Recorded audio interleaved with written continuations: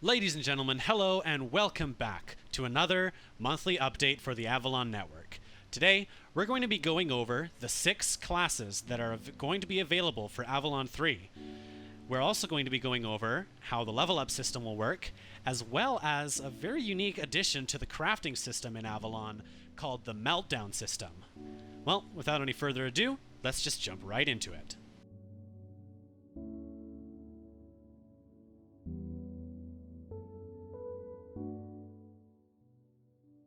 First up, let's talk about Warrior, one of the 2 classes we revealed in our first monthly update.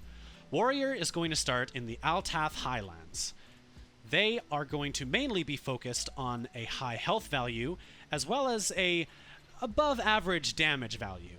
They're able to put out good amounts of damage while being able to take a lot of hits. However, in exchange for this, they have lower attack speed and ability charge, meaning they won't be able to use abilities as often, and they won't be able to attack as often either. Their abilities are going to be more focused on single target and very small area damage. These abilities include Cleave. Cleave is an ability that hits all enemies in a cone in front of them. Their next ability, Sever, is an ability that deals damage whether or not the target is bleeding. Now, bleeding is going to be simulated with the Wither effect. So if the target has the Wither effect, they will take up to triple damage from the hit. Next up, let's talk about Paladin. Paladin is all about defense and survivability. Paladin has the highest defense stat out of any class, and also has above average stats for health and wisdom, meaning they're very easy to keep alive. However, they have very low damage, so they're not very good if you try to take them in alone. Their abilities are mainly focused on, as mentioned before, survivability and keeping them alive. One of their abilities is called Heartbeat. This ability gives them a temporary regen effect for about 15 to 20 seconds. Their next ability, Fury, which has yet to be given a final name, is a spin attack that attacks and damages all enemies around them in a small circle. Next up, let's talk about probably the most developed class we have so far, the Druid. Druid starts in the Faria Forest. They have a high wisdom stat and above average ability charge, making them very powerful healers. However, they have low damage and pretty low defense as well, meaning that they're not very strong on their own. Their skills and abilities are mainly focused on healing and summoning. The first of these skills is Bless. Bless is a small ranged heal that will heal all allies around you for a small amount of health. Their next ability, Howl, summons a spectral wolf to fight with the druid. This spectral wolf is invincible, so you don't have to worry about it jumping into lava like a normal wolf, and this wolf will remain out until about 20 seconds after you use the ability. Now let's talk about probably the most anticipated class so far, the Ranger. Like the druid, the Ranger also starts in the Faria Forest, but their main strength lies in their ability charge. Compared to all the other classes, the Ranger has the fastest rate of charging their abilities. Their other stats are much more all-around focused, meaning that they're a pretty average pick except when you want to go for something ability-focused. Their skills were all designed around the toolkit playstyle, meaning they have a lot of different types of damage and a lot of different tools at their disposal. As a result, they will probably have more skills at their disposal than most of the other classes. Their first skill is Ice Arrow. Ice Arrow will slow down, if not completely stop, any target that is hit by it. Their second skill, Caustics, will lower the defense of any target that is hit by their projectile. And now we get on to the classes that have yet to be revealed. Today, we will have revealed all 6 classes. First up, Barbarian. Barbarian starts in the Altath Highlands, an area mostly focused on a more tribal Scottish theme. Their strongest stat is Strength, meaning that the amount of damage they can put out in a single hit is quite incredible compared to the other classes. They also have above average defense, which can make them pretty self-sustaining. However, they have low wisdom, meaning that they won't get healed as much as other classes. Their abilities are mainly focused on crowd control, dealing lots of damage to areas of effect, as opposed to singular targets like the warrior. Their first ability, Blitz, will let out a small burst around them that does high damage to enemies.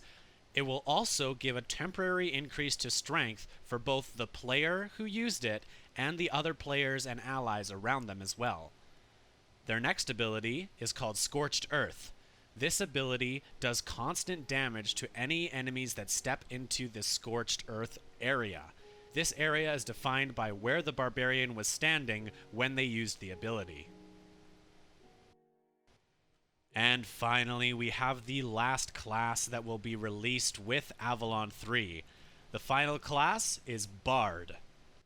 Bard starts in Eladania with the Paladin, a much more noble start compared to some of the other more tribal classes. Their main focus is their high attack speed coming from their dexterity stat. This means that they attack much faster than any of the other classes. They also have above average ability charge rate as well as having pretty good damage output just by their strength alone. However, they have very low health, making them quite the glass cannon if something happens to manage to hit them. Their skills are mainly focused on buffs and debuffs, meaning that they strengthen or weaken others around them. One of these abilities is Immunize. This ability removes all negative status effects from allies around you, while Inspire, their next ability, increases the damage and attack speed of players around you by about 25% for about 15 to 20 seconds. And with that, we have announced every single class that is planned for Avalon 3's initial release. We might actually introduce more later down the line, but as it stands, these are the main classes we have planned. Next up, let's talk about how the leveling system works with this new combat system that we're introducing. The leveling system for Avalon Combat is quite similar to the default leveling system found in Minecraft, except that it's a little more controlled. While players will receive experience from killing monsters, mining blocks, and defeating dungeons, this experience can then be spent on leveling up a singular class. The cost of the level up will increase every time that class gets another level. You know those same levels you use to buy your enchantments? It works the same way, except instead of only consuming a couple levels, it will consume all levels required to level up. If you need 17 levels to level up your druid, it will eat up 17 levels. In addition to that, there is a level cap system. When we release the server, there will be a hard cap of about level 40, level 60. We haven't fully decided on the range.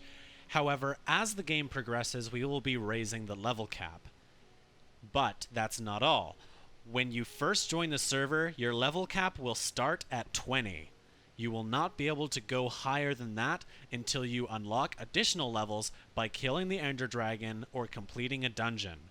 These tasks are different every time you go to increase your level cap. Now that we've finished talking about how the leveling system works, it's time. We are announcing an open beta for Avalon Combat starting September 6th. That's next Friday.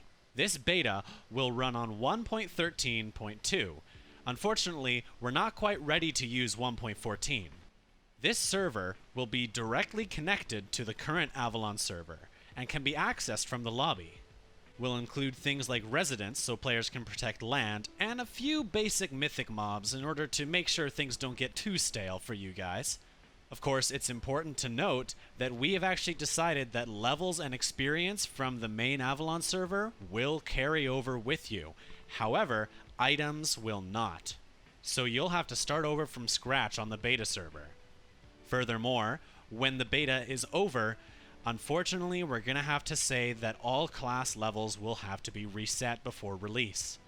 To make up for this, we've actually lowered the requirement of experience needed to reach the levels that these classes can achieve, just to make it so it's a little quicker for you guys, and so you can see what the classes play like at a higher level.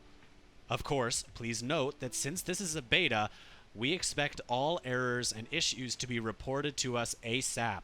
Exploiting these will result in a ban. No questions asked.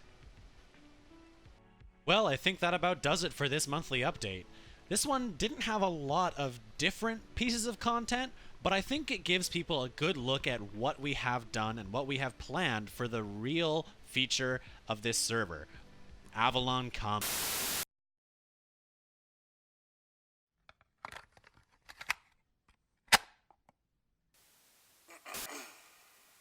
Alright, looks like this thing's up and running. Dr. Allburn here again, Chief Geologist of this expedition. It is 2:35 on day 28 of our long-term.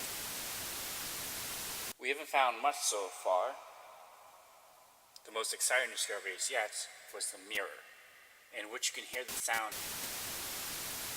Aside from that, it's been nothing but rocks and darkness.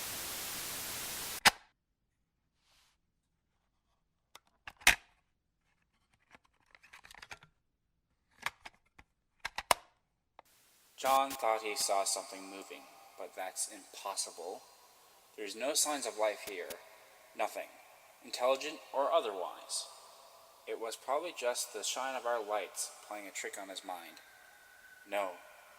Wait. Did anybody else hear that? Tom? Sarah? Was that you?